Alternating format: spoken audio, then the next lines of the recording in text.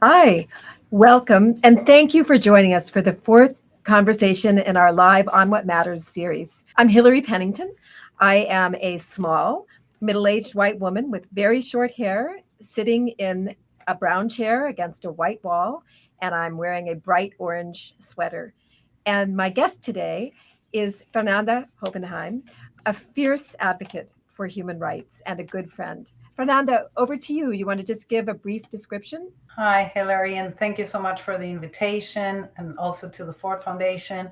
I'm Fernanda Hobenheim Cabrera. I'm a Latin American woman. I'm pale. I wear glasses. I have long black hair and I'm wearing a black outfit. And I'm sitting against a wall with a clock and a colorful scarf behind me. Thank you. Fernanda is a very powerful advocate for the importance of corporate transparency and corporate accountability, and a very strong believer that civil society has a major role to play in advancing better business practices. And we're going to start with a short video about her work. On August 6, 2014, a Grupo Mexico mine spilled 40 million liters of acidified copper sulfate into the Sonora and Bacanuchi rivers. Patricia Valerde, CCRS, Bavia Cora.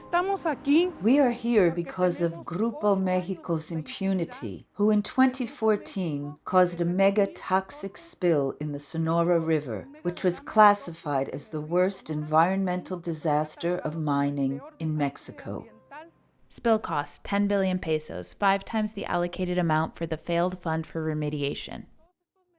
Patricia Valerde. These polluted waters cause all these metals to accumulate and cause serious illnesses, cancer, organic damage to the liver and kidneys. And that is what we are going through, both in my community and in the rest of the basin.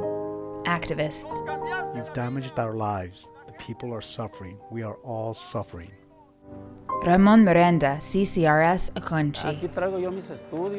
Here, I bring my studies. I bring lead, arsenic, cadmium at levels 8, 9 above the Mexican standards. I am diabetic. I can no longer walk very much.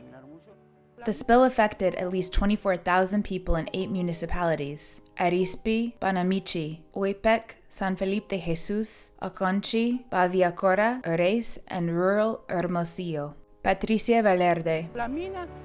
The mine has expanded, tripled, and quintupled its production. It continues to take away our wealth. It continues to poison our waters. It continues to affect our health, and there is no power that can stop it.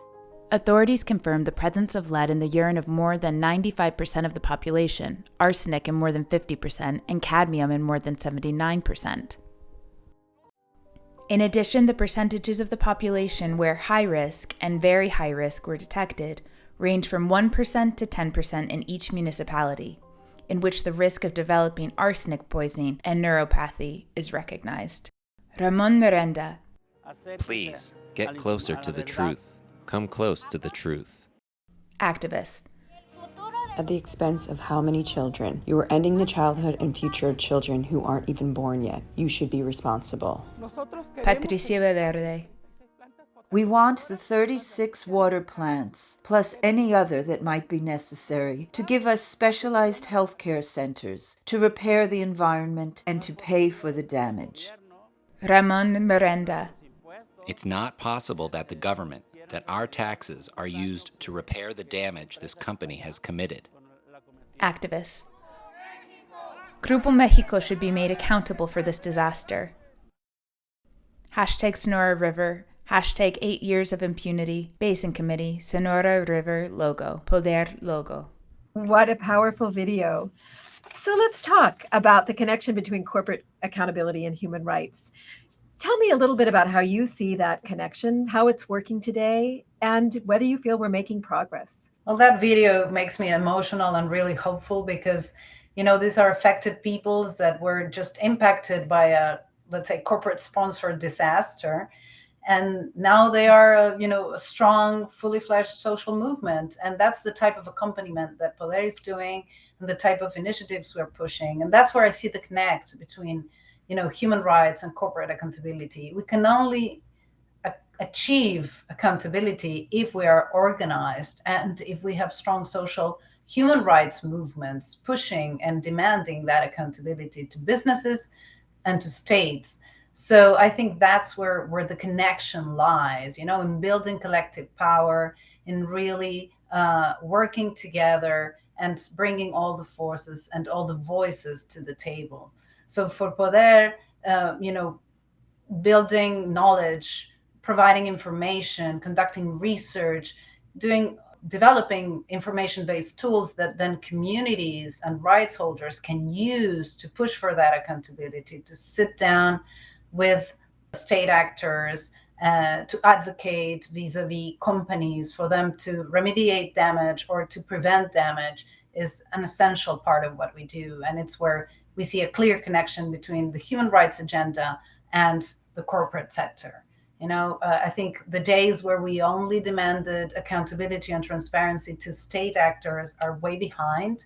And now we really need to consider corporations as, also responsible for, preventing harm or abstaining from doing harm, and also providing remedy when they do so. Well, I think it's so important because many of those corporate practices are very, very opaque to the people who are impacted by them. And the role you play in helping to translate and connect is essential. So I want to ask you, just building on the theme of human rights, and you've talked about this a little bit, but talk more about why you feel a human rights approach is so essential in the organizing that you do. And just basically, what is a human rights approach? Yeah, so we have all this human rights instruments and all this, complex body of work, knowledge, and a community of practice working on human rights. But to put it simply, it's just about human dignity. What makes us human, what makes us who we are, what allows us to live a dignified life, access to basic provisions, living our lives freely with our identities, understanding how all this intersects. So for me, of course, there is a complexity and a technical approach to it, but it's also about, again, the basic dignity that all human beings deserve and should be entitled to from the day they are born.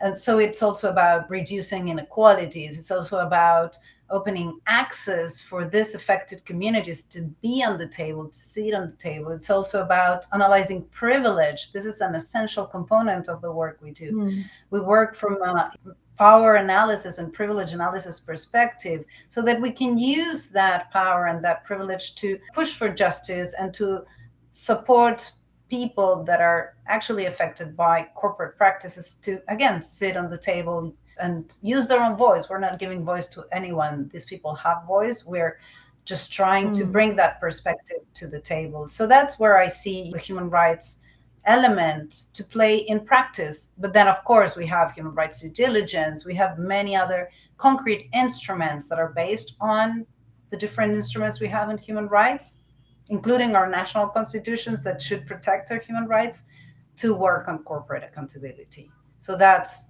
a very technical connection, but it's also there and it's part of the work we're doing. No, well, you're really talking about braiding together different strands. Constitutions together with human voice in a way that is necessary, not only to create the world that we want, but to call it out when there's transgression.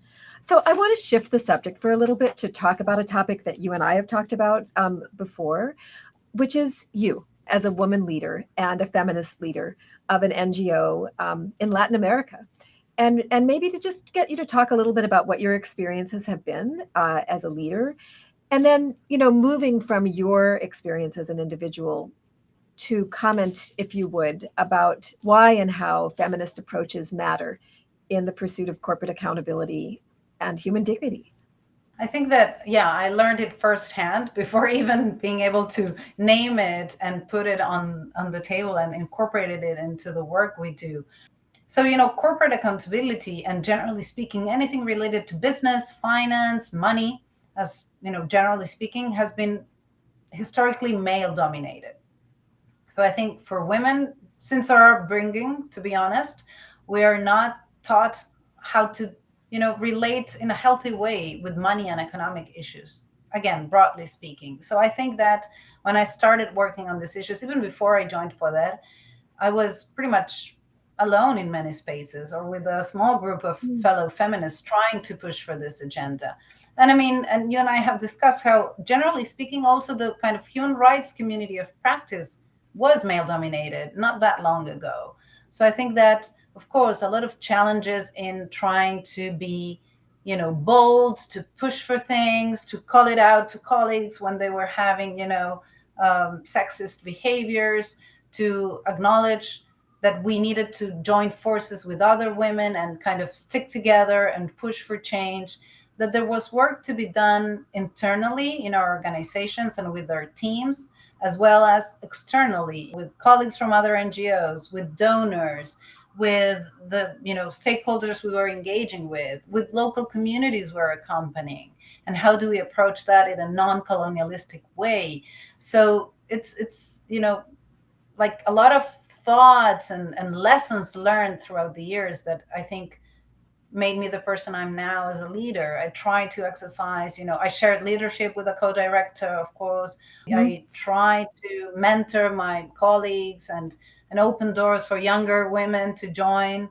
I try to be mindful whenever I organize, let's say, an event or anything, to bring a diversity of voices and of identities to the table. And that for me is feminism in practice, right? It's a feminist way of living and leading. So I've faced a lot of challenges, from like people silencing me to not taking me too seriously because I was younger, or because I wore certain clothes, or used a lot the hands and the humor, the sense of humor. But then I think, bit by bit, a group of us has been able to push, and we're more that have joined the party. And now we see a lot of female leaderships, and I mean, not only in feminist organizations, but everywhere in the human rights community. So I hope, I have contributed to that a little bit.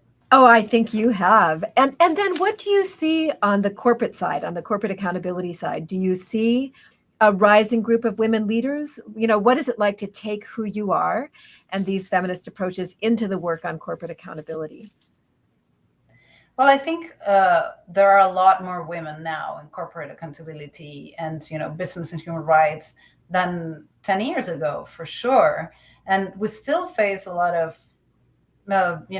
resistance a little bit from our colleagues, some sexist, like this kind of hidden machismo that we call in Spanish, like the micro behaviors that really are still trying to hold, the privileges and the power and the spaces. It's difficult, and I understand if you've been there forever and you're an expert. Now that you need to, leave that seat for another person to join the table. Yes. People don't want to lose that, and I understand it, but it's a work that we need to do collectively as a community of practice. And I have a lot of great, strong feminist colleagues in the corporate accountability world everywhere in all regions trying to push for that change. And that also implies incorporating a feminist lens to the work we do. So it's about our relationships. It's about sharing power in spaces. It's about respecting the knowledge that we have as women, but it's also bringing that lens to the policy proposals we develop, or, the advocacy efforts we conduct. So I think it has a lot of elements in it. One of the things I really appreciate about the work is the ways in which I think that kind of approach, that feminist approach, and that diagnosis of power and how power works in the world can actually help us imagine what's going to be the impact of a policy proposal. They're not always neutral, and things that sound good in the abstract actually land in very different ways on different populations. And I think that's one among many of the assets that you and these approaches bring to the work. So civil society, we live at a time when it's become almost easy to talk about the shrinking space for civil society. But I think it is true that civic space is transforming, has been transforming over recent years. And I would love it if you would talk a little bit about how you see those changes, what you see as the threats, but also what you see as forms of resilience, persistence, and pushing back. Well, I think I always try to think, about the backlashes or the conservative forces that are trying to,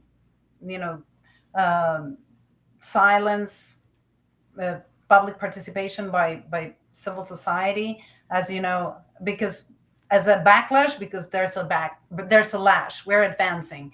So I think that, I don't know, in the over 20 years I've been around working on these issues, I've seen a lot of advances, actually: transparency laws, public participation, opening of spaces. So it's not all that bad, but I do think that we're at a very challenging moment in time where we need to hold the line, because again, these forces are there.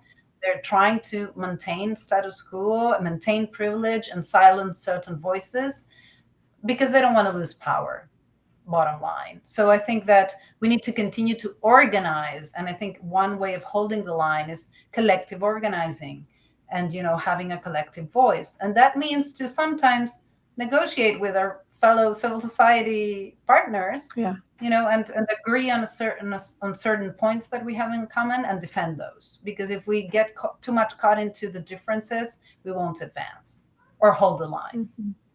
So you're really describing that there are threats outside of civil society and there are threats inside civil society, and both of them require care and intention. Exactly. So we have time for one more question before we turn to some of the questions that we've gotten from the audience. And I want to just close with a question that I ask everyone. It's a little bit related to this idea of persisting against backlash, but it's just the question: what gives you hope? Well, young people, particularly young feminists, give me a lot of hope. I have 2 kids. My kids are hitting the teenage moment. Their friends are amazing. The kind of conversations they have are really, really, hopeful. And I think they don't see like a future that it's not bright. So kind of being in touch with them, that connection, really, it's contagious, makes me hopeful. And also, like, young people's movements, young people fighting climate change, young people, young feminists fighting for rights, LGBTI young people that are pushing for their identities to be recognized and respected, young indigenous peoples. I think that we should engage much more with the youth, because there's a lot of hope that lies there, and we don't want to leave a mess for these people. So I hope we can do a good job, and that hope really, it's contagious for us, that we're in, our 40s, 50s, or whatever, and we can work together with them in an intergenerational fashion that I think would be great. I love that. That does give hope. Yeah. Well, we're going to turn to our questions from the audience. We have time to take 2 of them. And the first one actually is not, it keys a little bit off of what you have just been talking about. So it's a question from Kevin, who wants to know your thoughts about what's the business case for eliminating poverty among young people. Well, it touches a little bit about my final thoughts for the previous question, because I think that, we shouldn't be doing a case for businesses, right, on young people and how they are, they have the future in their hands, because we're not going to be there eventually. And I think that one of the challenges with the businesses is that they have a short-term, way of operating, because they need to create wealth and create profit for their shareholders. So that's kind of the original sin of many of the problems we're facing, including in the corporate accountability world. So I think that when we think about young people and opportunities for young people, we're thinking about sustainability also, and long-term plans by corporations. And I think that is a challenge due to this short-term obligations they have, the fiduciary duties and so on. So, having conversations also with some private sector actors that are pushing for, let's say, human rights approaches and opening new opportunities, this comes up a lot. It's difficult for them to conciliate internally those 2 visions. So I hope that we can make the case for businesses that this is the only way for them to thrive in the long term. Yes, and to broaden the notion of shareholder to stakeholder, right? Which is an essential piece of what you just are saying. All right, we're going to go to a question from Cesar, and that question is: what role does online organizing play for civil society in advocating for better business practices?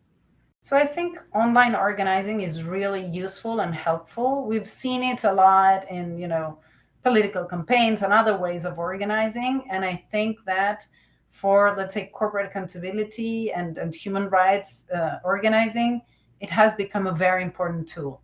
It cannot be a substitute for, community organizing or in-person collective work. But I think as a tool, it connects many people around the world.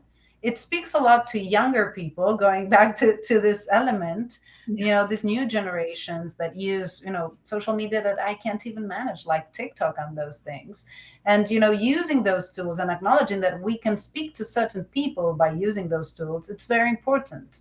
And again, I think it's a complement to the work we're doing on the ground with actual people, because we can't forget that we are bodies, minds, souls, and a screen is not enough to kind of come together as a whole and build collective power. But I think it's an interesting tool that we should continue to use and even exploit or explore a little bit more.